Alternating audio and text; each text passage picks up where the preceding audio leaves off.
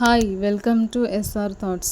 రాజస్థాన్లోని గంగానగర్లో 13 బాలికపై 30 మందికి పైగా వ్యక్తులు 5 రోజుల పాటు సామూహిక అత్యాచారం చేశారు. ఈ ఘటన దేశవ్యాప్తంగా తీవ్ర సంచలనం సృష్టించింది. జూన్ 18న ఇంటి నుంచి బయటకు వచ్చిన బాలికను ఓ ఆటో డ్రైవర్ కిడ్నాప్ చేశాడు. ఆమెను శ్రీ గంగానగర్లోని కొందరు హోటల్ యాజమానులకు అమ్మేశాడు. బాలికను 5 రోజుల పాటు వేర్వేరు హోటల్స్కు మారుస్తూ బంధించారు. హోటల్ యాజమానులు, మేనేజర్లు సహా 30 మందికి పైగా ఆమెపై బలవంతంగా లైంగిక దాడికి పాల్పడ్డారు. నొప్పి తట్టుకోలేక ఏడుస్తున్న బాలికను బలవంతంగా మద్యం తాగించి అఘాయిత్యానికి ఒడిగట్టారు ఈ నీచులు.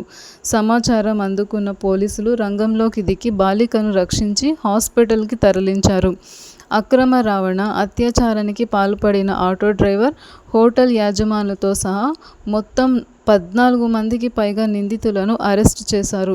నేరానికి సహకరించినట్లు తేలిన ఆరోపణలతో ప్రధాన నిందితులకు చెందిన 4 హోటళ్లను అధికారులు బుల్డోజర్లతో కూల్చివేశారు. ఈ ఘటనపై స్థానికంగా, రాష్ట్ర వ్యాప్తంగా తీవ్ర ఆగ్రహం వ్యక్తం చేస్తున్నారు.